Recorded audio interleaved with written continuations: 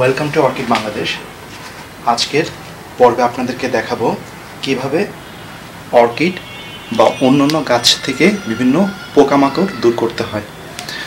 Orchid বা অন্যান্য গাছ এবং বাসাতে একটি বড় সমস্যা হচ্ছে আপনার পিঁপড়া যেটা করে আপনার অর্কিডের মিডিয়া অথবা গাছের যে মিডিয়া আছে ওটার ভিতরে কলোনি বানায় এবং বানিয়ে একসময় আপনার মিডিয়াটা নষ্ট করে ফেলে এবং মিডিয়াটার ভিতরে কলোনি বানানোর সময় তারা মিডিয়াটা কেটে মিডিয়াটা ফেলে দেয় এবং আস্তে আস্তে ভিতরে আপনার একটা হলো জায়গার সৃষ্টি হয়। এর ফলে যেটা হয়, প্লান্টটি ঠিকমতো আপনার নিউট্রিয়েন্ট নিতে পারে না, পানি ঠিকমতো পায় না এবং একসময় পিঁপড়া যেটা নট অনলি তারা কলোনি বানায়, তারা অন্য অন্য পোকামাকড় গাছে বাসা বানানোর জন্য ফেসিলিটেট করে। যেমন আপনার পিঁপড়া মিলিবাগের কলোনি চাষ করে।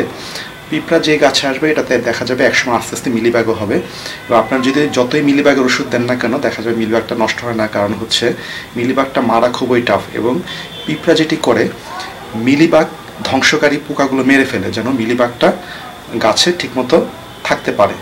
কারণ পিঁপড়া চায় মিলিবাগ থাকুক এবং তারা মিলিবাগের যে স্যাপ আছে বা মিলিবাগের ভিতরে যে রসটা থাকে বা জুসটা থাকে ওটি তারা খায় এবং ওটার জন্য তারা মিলিবাগ চাষাবাদ করে। অনেকটা আমাদের যেমন গরু ছাগল বা মুরগি খামার করি অনেকটাভাবে মিলিবাগের খামার করে আর কি।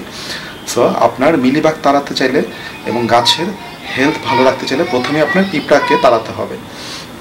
তো আমরা পিঁপড়া তাড়ানোর জন্য অনেকেই শর্টকাট মেথড হিসেবে ইনসেকটিসাইড ব্যবহার করি, যেটি খুবই বিষাক্ত এবং খুব একটি কার্যকর না। কারণ ইনসেকটিসাইড অনলি আপনার গাছ মানে পিঁপড়ার আপনার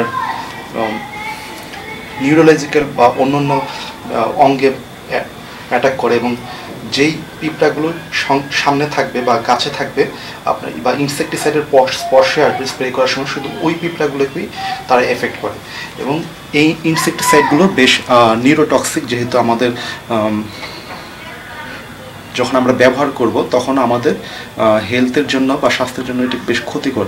প্লাস আপনাদের বাসায় যদি ছোট ছোট বাচ্চা থেকে থাকে অথবা বয়স্ক লোকজন থাকে তাদের স্বাস্থ্যের জন্য বেশ ক্ষতিকর, কারণ এটির ফিউম অথবা বাতাসের সঙ্গে আপনার যদি আপনার এটি পাউডার হিসেবে ব্যবহার করেন বাতাসের সঙ্গে উড়ে কিন্তু আপনার ঘরেও চলে আসতে পারে। আপনার যদি বারান্দাতে ব্যবহার করেন অথবা যারা ছাদে ব্যবহার করেন ওখানে যারা ঘন ঘন যাতায়াত করেন আপনার কাপড় চোপড় যদি শুকাতে দেন ওগুলোর সঙ্গে আপনাদের বাসায় আবার চলে আসতে পারে। সো আপনার ইনসেকটিসাইডটা ব্যবহার করে খুব একটা ভালো ফলাফল পাবেন না। পিঁপড়া যদি মারতে চান তো আপনার বুঝতে হবে পিঁপড়া মারার জন্য আপনার কী টাইপের মেথড আপনার প্রয়োগ করতে হবে। এর মধ্যে ওয়ান অফ দ্য বেস্ট হচ্ছে বরিক অ্যাসিড।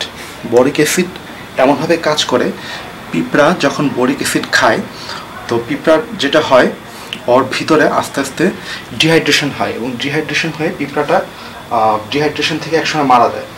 এবং পিঁপড়া যেটা করে, পিঁপড়া যখন কলোনিতে আসা যাওয়া করে তো এক পিঁপড়া এবং আরেক পিঁপড়াকে টাচ করে ওর মুখে এবং যখন টাচ করে সে তার বরিক অ্যাসিড যেটি খায় ওইখান থেকে বরিক অ্যাসিড আরেক পিঁপড়াতে ট্রান্সমিট করে এবং এভাবে ট্রান্সমিট করতে করতে দেখা যায় ওর কলোনির অলমোস্ট সমস্ত পিঁপড়াই এই বরিক অ্যাসিডের বিষক্রিয়া আক্রান্ত হয় এবং তারা ডিহাইড্রেশন আস্তে আস্তে মারা যায়।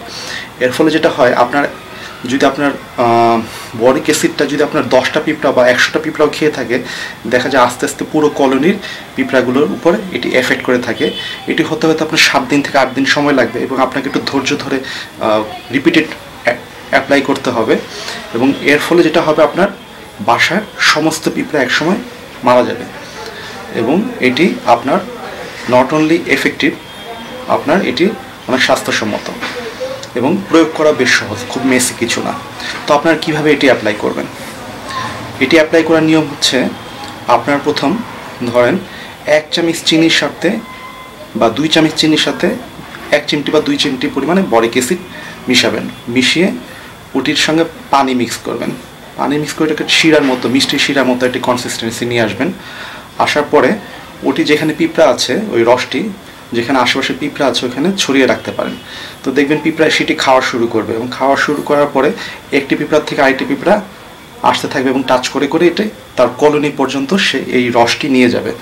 এবং এর ফলে যেটা হয়, কলোনির ভিতরে যে কুইন পিঁপড়াটা থাকে, উইন অ্যান্ট থাকে, সেটিও এফেক্টেড হয় এবং আস্তে আস্তে পুরো কলোনিটি নষ্ট হয়ে যায়। তো এটি শুধু নট অনলি আপনার গাছের জন্য কাজ করবে, আপনার বাসাতেও যদি পিঁপড়া আক্রমণ হয় আপনারা এই মেথডটি ব্যবহার করতে পারেন। আর যেখানে আপনাদের ছাদে অনেক গাছ আছে, প্রতিদিন আপনার রস হয়তো এভাবে আপনার শিরা বানিয়ে দেওয়া সম্ভব না। আপনারা যেটা করতে পারেন, একটি ছোট প্লাস্টিকের বোতলে, যে আমরা কোকের যে বা পেপসির যে বা মিনারেল ওয়াটার যে বোতলগুলো আছে 250 মিলি বা 500 মিলি, ওটার মধ্যে অল্প একটু আপনি বানিয়ে রাখতে পারেন এবং 4-5টি বোতলের ভিতরে অল্প অল্প দিয়ে বোতলগুলোতে বড় বড় ছিদ্র করে যেই গাছগুলোতে পিঁপড়া আছে ওগুলোতে ঝুলিয়ে রাখতে পারেন। তো যেটা হবে, আপনার এখানে কিছু রস থেকে যাবে এবং সবসময় পিঁপড়া এখান থেকে রস খাবে, আপনার ওই শিরাটা খাবে এবং খেয়ে খেয়ে তারা দেখা যাবে একসময় আপনার সব পিঁপড়াগুলো মরে যাবে। এবং এর ফলে যেটা হবে, আপনার মিলিবাগ তাড়াতেও আপনার খুব সহজ হবে, কারণ পিঁপড়াগুলো যখন থাকবে না তখন মিলিবাগকে প্রোটেক্ট করার মতো কোনো কিছু থাকবে না এবং মিলিবাগগুলো অটোমেটিকলি ন্যাচারাল প্রিডেটর দ্বারা আক্রান্ত হয়ে মারা যাবে। এবং আপনি যখন মিলিবাগ মারার জন্য সাবান পানি ব্যবহার করবেন তখনও এটি এফেক্টিভলি কাজ করবে। তো আজ এই পর্যন্তই। আরেকটা জিনিস বলতে রাখছি, এই বরিক অ্যাসিড শুধু আপনার পিঁপড়া না, এটা ককরোচের উপরে আপনার ব্যবহার করতে পারেন। ককরোচের উপরে কীভাবে ব্যবহার করবেন? ককরোচের উপর মানে তেলাপোকার উপর ব্যবহার করার জন্য আপনার বরিক অ্যাসিডটি মিশাতে হবে আপনার কোনো রকম ফ্যাটের সাথে। যেমন ধরেন আপনারা মাংসের ঝোল, মানে গরুর মাংস অথবা আপনার যদি খাসির মাংস রান্না করে থাকেন, মুরগির মাংসের ঝোলেও হবে, যে তৈলাক্ত পাটটা থাকে ওটার মধ্যে ধরেন 2 চামচ তৈলাক্ত ঝোলের সাথে 2 চিমটি বরিক অ্যাসিড মিক্সিং করে আপনার যেখানে তেলাপোকা চলাচল করে ওখানে একটা ছোটো বাটিতে রেখে দিন এবং এটা খাওয়ার পরেও তেলাপোকা ঠিক পিঁপড়ার মতো ডিহাইড্রেট হয়ে একসময় ভিতর থেকে শুকিয়ে মারা যাবে এবং বেশ এফেক্টিভ একটি আপনার পদ্ধতি। সো আপনার তেলাপোকা এবং পিঁপড়া দুটো মারার জন্য আপনারা এই বরিক অ্যাসিডটি ব্যবহার করতে পারেন এবং এটি খুবই ভালো কাজ করে। তো দুটো জিনিস আপনাদের খেয়াল রাখতে হবে অ্যাপ্লাই করার সময়, খুব বেশি পরিমাণে ব্যবহার করা যাবে না। বেশি পরিমাণে ব্যবহার করলে যেটা হবে, পিঁপড়া এবং তেলাপোকা ইনস্ট্যান্ট মারা যাবে। আবার খুব কম পরিমাণে ব্যবহার করা যাবে না, তখন দেখা যাবে মরতে অনেক সময় লাগবে। সো আপনাদের এখানে পরিমাণের মিক্সিংটা একটা ইম্পর্ট্যান্ট একটা ব্যাপার। সো আজ এই পর্যন্তই, ভালো থাকবেন এবং আমাদের ভিডিও যদি ভালো লেগে থাকে অবশ্যই আমাদের চ্যানেল সাবস্ক্রাইব করবেন এবং লাইক এবং শেয়ার করবেন। ধন্যবাদ।